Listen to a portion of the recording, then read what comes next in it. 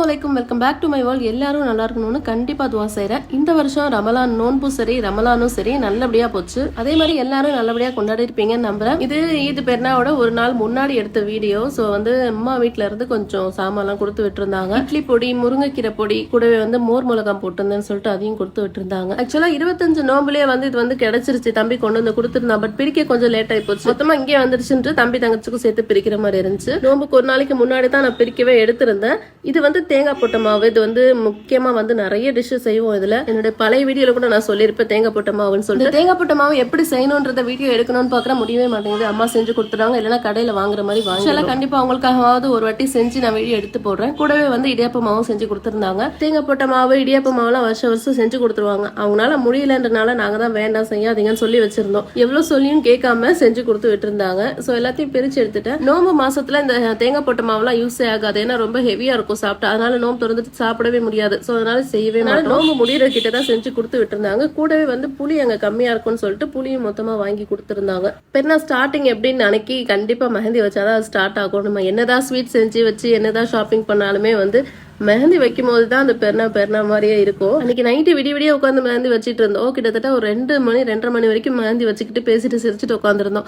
காலையில எப்படி எந்திக்க போறோம்னு தெரியல அப்படின்னு சொல்லிட்டு தூங்க வேண்டாம்னு பார்த்தா பட் முடியல, கண்ணு இழுத்துட்டு போயிருச்சு. தூங்கி காலையில எந்திக்கும் போது மணி 4. அதுக்கப்புறம் இருந்ததெல்லாம் ஹரிபரியா பாக்குற மாதிரி இருந்துச்சு. எதையும் வீடியோ ஷூட் பண்ணவே முடியல. கொஞ்சம் லேட்டான மாதிரி இருந்தாலுமே அல்ஹம்துலில்லாஹ் நல்லபடியா கரெக்டா அந்த டைம்குள்ள தொழுக போயிட்டோம். சோ கீழே ஃபுல்லா ஆயிடுச்சு, மேலதான் காலியா இருந்துச்சுன்னு சொல்லிட்டு மேல போய் தொழுக போயிட்டோம். தொழுகையும் சரி பயானும் சரி அல்ஹம்துலில்லாஹ் சூப்பரா இருந்துச்சு. மாஷா அல்லாஹ். பெருனா தொழுகைக்கு கரெக்டா போயிட்டோம்னா மனசு அவ்வளவு சந்தோஷமா இருக்கும். அதுவே கொஞ்சம் லேட் ஆயிடுச்சு அன்னைக்கு ஏதோ பெரிய குற்றுணர்ச்சியா இருக்கும். பெருனா தொழுகை கரெக்டா நம்ம போய் நிக்கலையே அப்படின்ற மாதிரி இருக்கும். அல்ஹம்துலில்லாஹ் இந்த வாட்டி கரெக்டா டைமும் சரியா கிடைச்சிச்சு. சோ தொழுது முடிச்சு வீட்டுக்கு வந்துட்டு காலையில இட்லியை வச்சுட்டு சிக்கனான வச்சுட்டு தான் போயிருந்தேன். சோ வந்தவொடனே பூரி சுட்டுட்டு அப்புறம் சாப்பிட உட்காந்துட்டோம். பெருனா தொழுது சாப்பிட்டதுக்கு அப்புறமா முக்கியமான வேலை எல்லாத்துக்கும் போன் பண்ணி விஷ் பண்றதுதான். அதுக்கப்புறம் சாப்பிட்டு முடிச்சுட்டு எல்லாத்துக்கும் விஷ் பண்ணி முடிச்சுட்டு கொஞ்சம் போட்டோ ஸ்டில் எடுத்துலாம்னு சொல்லிட்டு எல்லாம் கொஞ்சம் போட்டோ ஸ்டில்லாம் எடுத்தோம். அல்ஹம்துலில்லாஹ். வருஷம் முழுக்க வீட்டுல தான் சமைக்கிறோம். அதனால இந்த பெருநாளைக்கு மட்டும் எப்பவுமே நான் சமைக்கிறது வச்சுக்கவே மாட்டேன். பட் இந்த வாட்டி வாப்பா அம்மாலாம் இருந்தனால இல்ல வீட்லயே செஞ்சிருவோமா அப்படின்னு சொல்லிட்டாங்க. அவங்க சொல்லும் போது சரின்னு சொல்லிட்டேன். அதுக்கப்புறம் ஏன்டா இப்படி எடுத்துக்கிட்டோம், நம்ம அழகா வெளியவே வாங்கிருக்கலாமே அப்படின்ற மாதிரி தோணுச்சு. ஏன்னா அம்மா தான் செஞ்சாங்க. பட் இருந்தாலும் நின்று நம்ம அவங்களுக்கு கூட நின்று செய்யறது கூட முடியல. தூங்குறது நைட்டு ரொம்ப லேட் ஆயிடுச்சு. 2 மணி நேரம் மட்டும் தான் தூங்கணுமா. அதனால டயர்ட் ஓவர்னஸ் ஆயிப்போச்சு. எனக்கு என்ன சமைக்கிறோம், என்ன செய்யறாங்க, என்ன செய்யணும்னே தெரியல. அப்படியே ஒரு மாதிரி தள்ளாட்டிக்கிட்டே தான் செஞ்சுட்டு இருந்தோம். ஸோ அதனால வீடியோ கூட எதுவுமே ஷூட் பண்ண முடியல. என்னமோ தெரியல, பெருநாளைக்கு மட்டும் கொஞ்சம் வெளியே வாங்கினாதான் ரிலீஃபா இருக்க மாதிரி இருக்கும். ஸ்வீட்டு டிஃபன் எல்லாம் அதெல்லாம் வீட்டுல செஞ்சிருவோம். பட் அந்த மத்தியானத்துக்கு பிரியாணி வெளியே வாங்கிட்டோம்னா பசங்களுக்கும் இன்ட்ரெஸ்டா இருக்கும் சாப்பிட, நம்மளுக்கும் ரெஸ்ட் இருந்த மாதிரி இருக்கும்.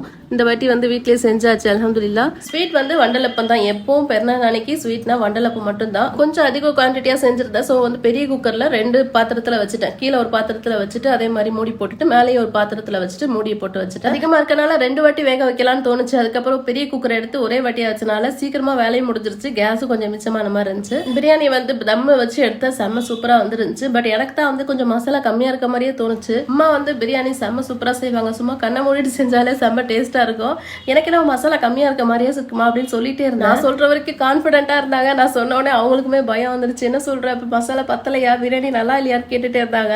அப்புறமா இவங்க எல்லாம் சாப்பிட்டு பார்த்துட்டு பிரியாணி நல்லா சூப்பரா இருக்குன்ற உடனே தான் அவங்களுக்கு மனசு திருப்தி ஆச்சு. அதனால நோம்பு வச்சோம் அப்படின்றது ஒரு பக்கம், வெயில் நேரம் ஒரு பக்கம். ஸோ ஹெவியா மசாலாவா இருந்த அன்னைக்கு மூஞ்சில் அடிச்சப்பல இருக்கும். மசாலா கொஞ்சம் மைல்டா இருந்ததுன்னா நம்ம விருப்பப்பட்டு ஃப்ரீயா சாப்பிடுற மாதிரி இருக்கும் அப்படின்னாங்க. ஸோ அதே மாதிரி நல்லா இருந்ததுலாம் நல்லபடியா இருந்துச்சு. முத்தஞ்சன் செய்யறேன்னு சொல்லியிருந்தேன் இல்லையா, முத்தஞ்சன் எப்பவுமே அரிசியை பாஸ்மதி ரைஸை ஃபுல்லா வேக வைக்கணும் பால்லையே. இந்த வாட்டி நான் என்ன பண்ணிட்டேன், மிக்சியில போட்டு ஒரு 2 ட்ரிப் பண்ணி எடுத்துட்டேன். அது கொஞ்சம் நொய் கொஞ்சம் மாவு அரைச்ச மாதிரி இருக்கும். ஸோ அதை நல்லா வாஷ் பண்ணிட்டு அதை பாலோடு சேர்த்து குக்கர்ல வேக வச்சிடலாம் அப்படின்ட்டு இந்த கேஸுக்கு பயந்து என்னமெல்லாம் செய்ய வேண்டியதா இருக்கு பாருங்க. பாஸ்மதி ரைஸை முழுக்க பால்லே வேக வச்சு நல்லா மசிய வச்சு அதுக்கப்புறம் ஸ்வீட்லாம் சேர்த்து தான் முத்தஞ்சன் செய்வாங்க.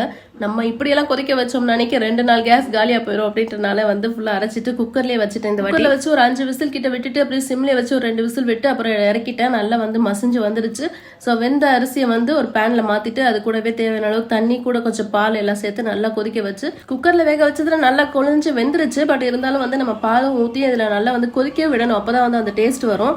ஸோ அதனால தேவையான அளவுக்கு பால் கூடவே தண்ணியும் சேர்த்துட்டு நல்லா வந்து சிம்லேயே வச்சு வேக வச்சுட்டேன். பாஸ்மதி அரிசி வந்து அப்படியே மையா குழையிற அளவுக்கு வேக வைக்கணும். நம்ம ஏற்கனவே அரைச்சி போட்டிருக்கனால சீக்கிரமாவே வெந்துடும். அரிசி நல்லா வெந்ததுக்கு அப்புறம் தான் சுகர் சேர்க்கணும். அப்பதான் வந்து நல்லா வெந்திருக்கும். நீங்க அரிசி வேகிறதுக்கு முன்னாடி சுகர் சேர்த்துட்டீங்கன்னா அரிசி வேகவே வேகாது, குலையவே குலையாது. நல்லா வெந்ததுக்கு அப்புறம் ஒரு 1.25 கப் அளவுக்கு சுகர் சேர்த்திருக்கேன். மீதி வந்து நான் வந்து மில்க் மேட் சேர்க்க போறேன் அப்படின்றனால மில்க் மேட் சேர்க்கல அப்படின்னு நினைக்க 2 கப்பா சுகர் சேர்த்துக்கணும். சுகர் சேர்த்துட்டு வெறும் கோவா இருக்கும்ல, ஸ்வீட் இல்லாதது, அது ஒரு 50 கிராமோ இல்ல 100 கிராமோ சேர்த்துக்கிட்டீங்கன்னா டேஸ்ட் நல்லா இருக்கும். மில்க் மேடு சேர்த்தோம்னா அது ஸ்கிப் பண்ணா கூட ஓரளவுக்கு டேஸ்ட் நல்லா தான் இருக்கும். ஆனா மில்க் மேடும் சேர்க்கல நினைக்கி கோவா கண்டிப்பா சேர்த்தாதான் டேஸ்ட். இதோட ஒரு பிஞ்ச் ஆஃப் சால்ட் சேர்த்துக்கிட்டீங்கன்னா சுகர் கொஞ்சம் தூக்கி கொடுத்த மாதிரி இருக்கும்.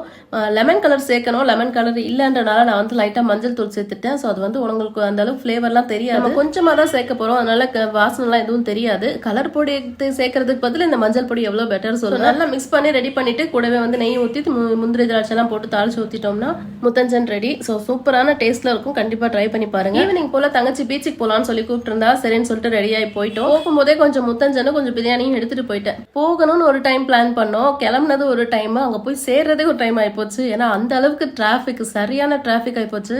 ஏன்டா கிளம்பி போனோம் அப்படின்ற மாதிரி இருந்துச்சு. திரும்பி போக கூட வழி இல்ல. ஸோ பீச்சுக்கு போய் தான் ஆகணுன்ற மாதிரி மெரினா பீச்சுக்கு போகணும்ட்டு போயிட்டு அங்கெல்லாம் சுத்தமா நிக்கவே விடல, உள்ள என்ட்ரி ஆகவே விடல. அப்படியே போங்க போங்க போங்கன்னு தள்ளி விட்டு கடைசியில் பட்டினப்பாக்கம் பீச்சுக்கு வந்துட்டோம். ஸோ அங்கே வந்துட்டு பிள்ளைங்களுக்கு கொஞ்ச நேரம் அப்படியே நின்றுட்டு விளையாட விட்டுட்டு, இந்த பீச் அவ்வளோ சொல்லிக்கிற அளவுக்கு ஒன்றும் இல்லை. மெரினா பீச்னாலும் கொஞ்சம் கடைங்க ஜாஸ்தியாக இருக்கும், கூட்டமும் நல்லா இருக்கும்.